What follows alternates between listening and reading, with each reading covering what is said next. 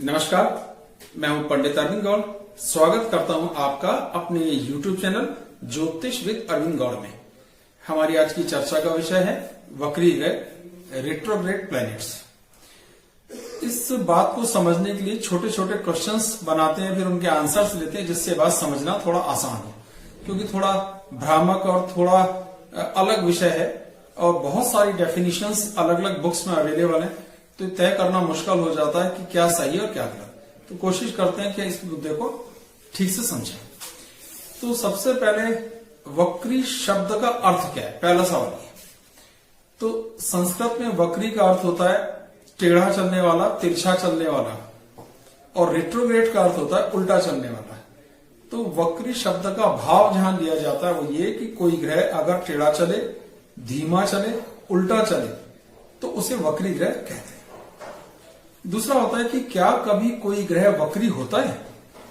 सभी ग्रह हजारों लाखों किलोमीटर प्रति घंटा या प्रति मिनट की स्पीड से चल रहे हैं, तो ये कैसे संभव है कि कोई ग्रह चलता चलता उल्टा चलना शुरू हो जाए?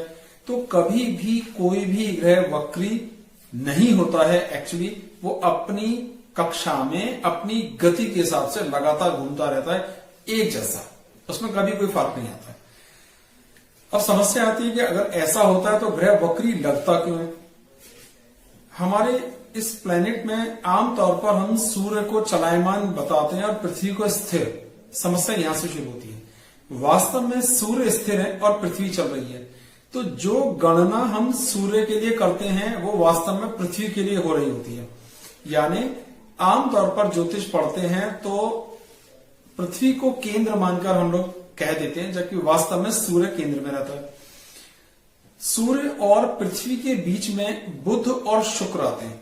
तो जब बुध और शुक्र पृथ्वी के ज्यादा नजदीक से होकर निकलते हैं और उनकी गति पृथ्वी से कुछ कम हो जाती है, तो दोनों जब बराबर बराबर साथ साथ चलते हैं और उनके गति के डिफरेंस के कारण ऐसा लगता है कि वो ग्रह पीछे को चल रहा है, लेकिन वास्तव में सिर्फ हमारा भ्रम है, ऐसा होता नहीं है। बचे हुए जो तीन ग्रह हैं जैसे मंगल, गुरु और शनि, जब ये पृथ्वी से दूर होते हैं 120 डिग्री और 135 डिग्री दूर हो जाते हैं तो ये वक्री हो जाते हैं।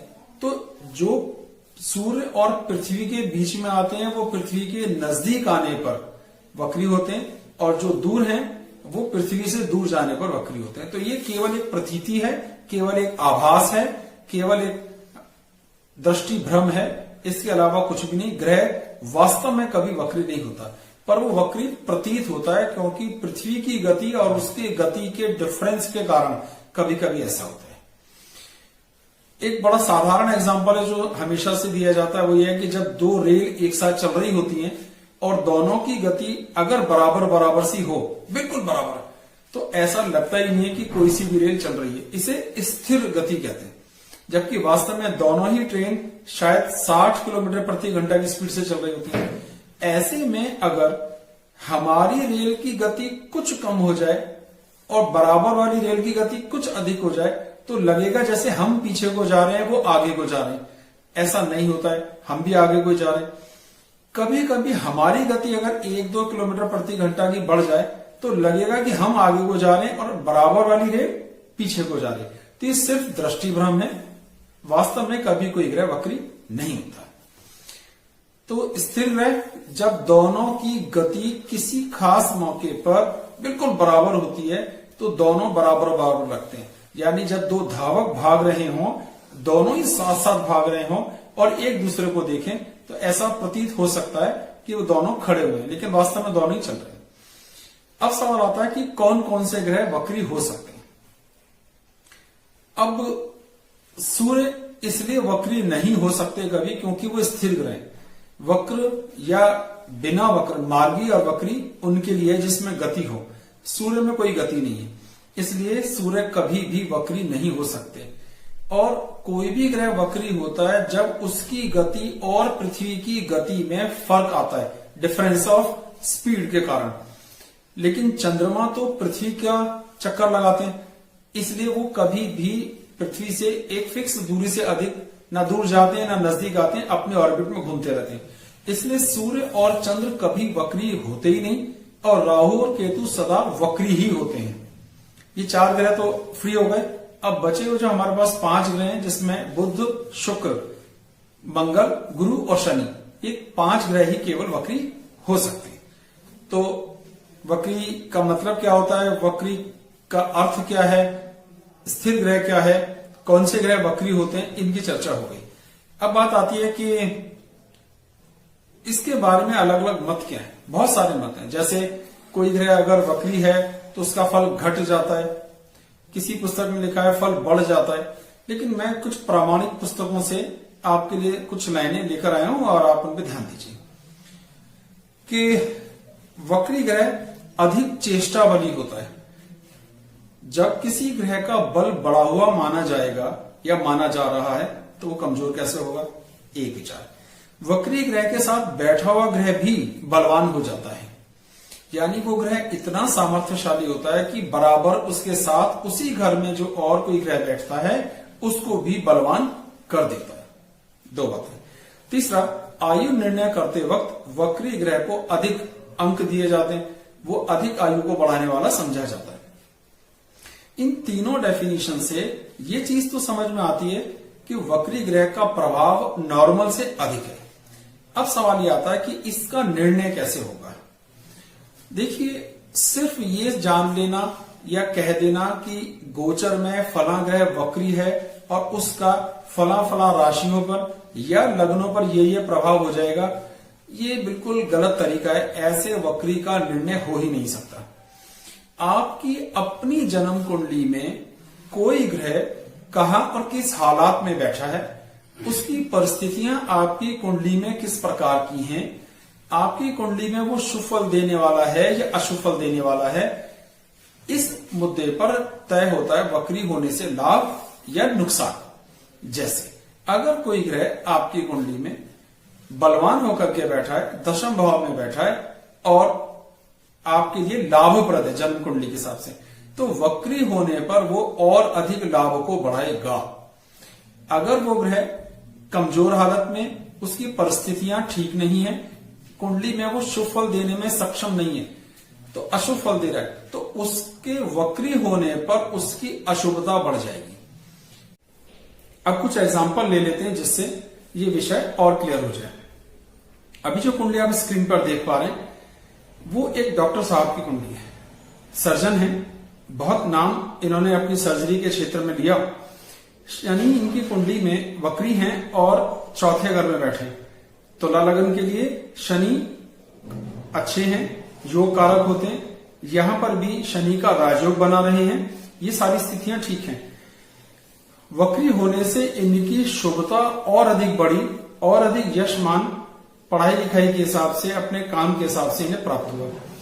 इसी कुंडली में गुरु भी वक्री हैं और चौथे घर में बैठे हैं, नीच राशि में नीच भंग राजयोग भी बन रहा है, लेकिन वो तीसरे और छठे घर 2 अशुभ घरों के स्वामी होकर के बैठे हैं। अब क्योंकि वो अशुभ ग्रह गिने जाएंगे, बेशक नीच भंग हो रहा है पर वो अशुभ ग्रह यहां पर कुंडली में प्लेसमेंट के हिसाब से आ गए, तो उनके वक्री होने से गुरु की अशुभता और अधिक बढ़ गई। इसका भाव ये निकला कि उनको लीवर से संबंधित एक बड़ी समस्या हो गई और जिसके कारण उन्हें स्वास्थ्य को लेकर बड़ी गंभीर दिक्कतें देखने में आई जब दशा अंतरदशा चल रही थी। एक दूसरा एग्जांपल लेते हैं।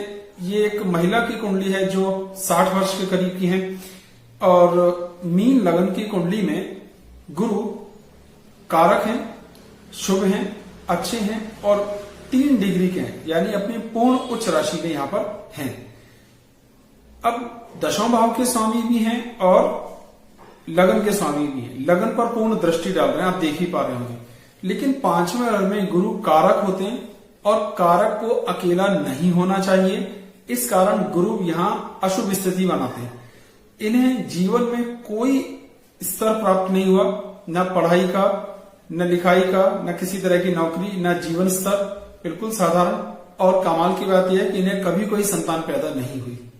तो गुरु के उच्च होने पर भी अगर उसका प्लेसमेंट ठीक नहीं है तो वक्री होने के कारण उसका जो प्रभाव देने की सामर्थ्य थी वो और अधिक बढ़ गई, यानी कड़वे की तरफ बढ़ गई, नुकसान की तरफ बढ़ गई। एक और एग्जांपल लेते हैं।